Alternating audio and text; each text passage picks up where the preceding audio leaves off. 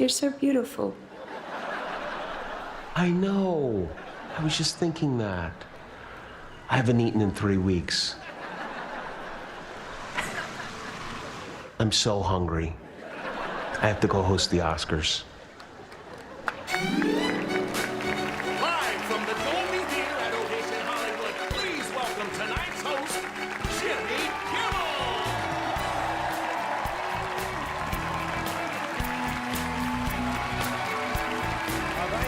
Thank you. Hi, everybody. Well, it's very kind. Thank you. Thank you very much.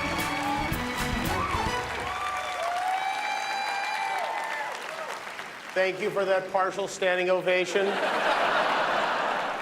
And welcome to the 96th Oscars, everybody. Look at these beautiful human actors. What an honor it is to be here. Thank you for having me back, and congratulations to each and every one of you for making it to the Academy Awards and for making it on time. The show, as you know, is starting an hour early this year, but don't worry, it will still end very, very late. In fact, we're already 5 minutes over, and I am not joking. I'm not gonna lie, it's gonna be a long night after what was a long year. It was a hard year, but it was also a great year for movies, despite the fact that everything stopped. The people in this room somehow managed to come up with so many excellent films and so many memorable performances. This night is full of enormous talent and untold potential, but so was Madam Web, so who knows? Are we off to a bumpy start? Okay. This is a meaningful occasion for most of you, I know that. And I know that winning an Oscar is something you dreamed about since you were a kid. And now here we are, all dressed up, celebrating the best of the best, beginning with the biggest movie of the year, Barbie. Barbie was a monster hit. What a thing, what an achievement to take a plastic doll nobody even liked anymore. I mean, my wife, before this movie, you'd have had a better chance of getting my wife to buy our daughter a pack of Marlboro Reds than a Barbie doll. Now Barbie's a feminist icon thanks to Greta Gerwig, who many believe deserved to be nominated for Best Director. Hold on a second.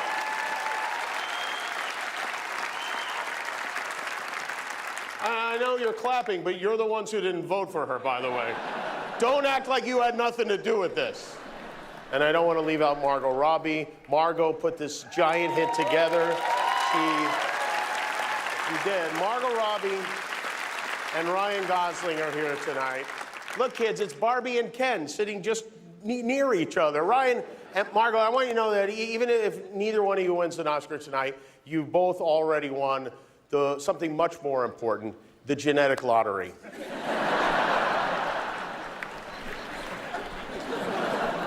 Ryan, you are so hot. Let's go camping together and not tell our wives. And then we have the other major box office winner this year, Oppenheimer, directed by the great Christopher Nolan, also a very attractive man. And this is a fascinating person. Christopher Nolan doesn't have a smartphone, he doesn't use email. And he writes his scripts on a computer with no internet connection, which is a powerful way of saying, I will not allow my porn addiction to get in the way of my work. Christopher is joined by his longtime collaborator, Cillian Murphy, who is just wonderful. Cillian is... Interesting fact about his name, it's pronounced Killian when he does drama. When he does comedy, it's Cillian. And congratulations to Cillian's co-star, Robert Downey Jr., who is,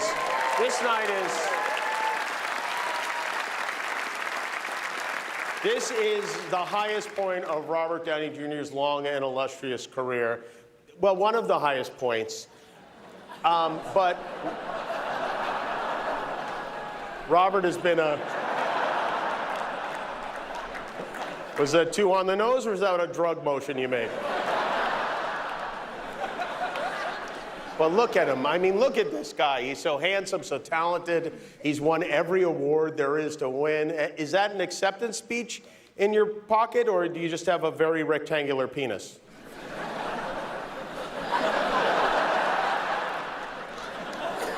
What a story. Not even 20 years ago, things weren't going that great for Robert. He played the villain, and correct me if I have this wrong, in a movie where Tim Allen turns into a dog, right? And if you ever decide to remake that film, I have just the guy to play Tim Allen. That is, where is he? Messi, who, even though he's a dog, may have given the performance of the year in Anatomy of a Fall. Messi has an overdose scene. If you've seen it, you know it is incredible. Honestly, I haven't seen a French actor eat vomit like that since Gerard Depardieu. The second most nominated movie of the year is Poor Things, directed by Yorgos Lanthimos. There he is. Not only is Yorgos nominated for Best Director, his editor, whose name is also Yorgos Mavropsaridis, is nominated too. We have two Yorgoses in the house tonight. Will they both win? Yorgos is as good as mine. All right, let's get 20 seconds for room tone. Emma Stone is an Oscar nominee for a fifth time, right? The fifth time. And she is, Emma, you're so unbelievably great in Poor Things. Emma played an adult woman with the brain of a child, like the lady who gave the rebuttal to the State of the Union on Thursday night. And you were just amazing. There were so many great movies that held audiences captive this year. And I mean that literally. Your movies were too long this year. The average length of the top 10 movies was 2 hours and 23 minutes. That's up 30 minutes from 3 years ago. When I went to see Killers of the Flower Moon, I had my mail forwarded to the theater. Killers of the Flower Moon is so long, in the time it takes you to watch it, you could drive to Oklahoma and solve the murders yourself. The multi-talented Bradley Cooper is here with us tonight. He's got another Best Picture nominee with Maestro. Bradley, you brought your mom to the show tonight. Hi, Mrs. Cooper. How are you? You doing good? Great. Bradley brings his mother to every award show, right? She was dated last year at the Oscars. Okay, but and the Tonys and the Soul Train Awards, etc. It's very sweet, but I guess the question is, how many times can one bring his mom as his date before he is actually dating his mom? Are you working on a movie about Freud right now and not telling us? Here's some fun Oscar trivia. 48 years ago, Robert De Niro and Jodie Foster were nominated for Taxi Driver, and they are both nominated again tonight. 1976 was the year. I mean, that's pretty crazy.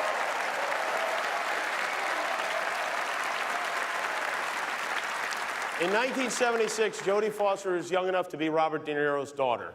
Now she's 20 years too old to be his girlfriend.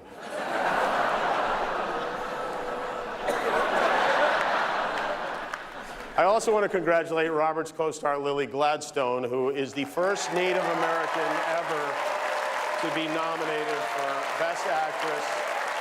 And she, for Killers of the Flower Moon, and if you saw it, you know that it was riveting. And did you know that before she got this movie, Lily was ready to quit acting and take a job at the Department of Agriculture tracking murder hornets, right? Yeah. And now she's nominated for an Oscar, which is so great for her, but also makes me worried that no one's tracking these murder hornets. Lily is an excellent company. We have many first-time acting nominees tonight, including Emily Blunt, Jeffrey Wright, Sterling K. Brown, America Ferrera, Danielle Brooks, Coleman Domingo, Davine Joy Randolph, and Sandra Hüller. For the first time ever, 3 foreign language films are up for Best Picture, and 2 of them star Sandra Hüller, which is, I mean, Sandra, 2 movies. Sandra plays a woman on trial for murdering her husband in Anatomy of a Fall, and a Nazi housewife living next to Auschwitz in The Zone of Interest. And while these are very heavy subjects for American moviegoers, in Sandra's native Germany, they're called rom-coms. For the first time in more than 2 decades, we're adding a new category to the Oscars. Not tonight, don't worry. In the future, they will be adding an Oscar for achievement in casting, which, yeah, you better applaud for that. And that is great news for actors, because now not only will be able to watch someone else win an Oscar for a part you didn't get, you'll also be able to watch the person who didn't think you were right for it win one too. What a year we've had. It was a tough year. Remember that kid from The Fabelmans? This is what he looks like now.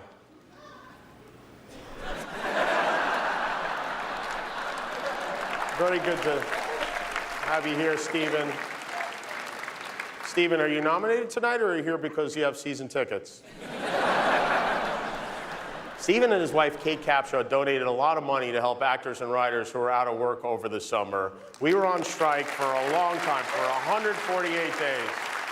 For 5 months, this group of writers, actors, directors, the people who actually make the film said, we will not accept a deal. Well, not the directors, you guys folded immediately, but the rest of us said we will not accept a deal without protections against artificial intelligence. And as a result, actors no longer have to worry about getting replaced by AI. Thanks to this historic agreement, actors are now able to go back to worrying about being replaced by younger, more attractive people. And I think that's great. And writers, could AI have written Transformers: Rise of the Beasts? Yes, the answer is yes. We learned a lot while we were out on those picket lines. The strike raised existential questions about our industry, like if a movie premieres at the Grove and there are no actors there to promote it, does Mario Lopez make a sound? And now that the strike is over, now that Fran Drescher has returned to her volunteer work, reading loudly to the hearing impaired, we can be proud of the fact that this long and difficult work stoppage taught us that this very strange town of ours, as pretentious and superficial as it can be, at its heart is a union town. It's not just a bunch of heavily Botoxed, Hailey Bieber smoothie drinking, diabetes prescription abusing, gluten-sensitive Nepo babies with perpetually shivering chihuahuas. This is a coalition of strong, hardworking, mentally tough American laborers, women and men who would 100% for sure die if we even had to touch the handle of a shovel. But the reason we were able to make a deal is because of the people who rallied beside us. So before we celebrate ourselves, let's have a very well-deserved round of applause for the people who work behind the scenes, the Teamsters, the truck drivers, the lighting crew, sound, camera, gaffers, grips. That's right. All the people who refused to cross the picket lines, there they are. If you're wearing Skechers to the Oscars, take a bow. Come on, guys, take a bow. Take a bow. You deserve it. Thank you for standing with us. And also, we want you to know that in your upcoming negotiation, we will stand with you too. And also, I'm going to make sure this show goes really long tonight so you get a ton of overtime. It's golden time, everybody. Should we give out some Oscars? All right, we have surprises planned for each of the acting categories tonight. 5 surprises, in fact.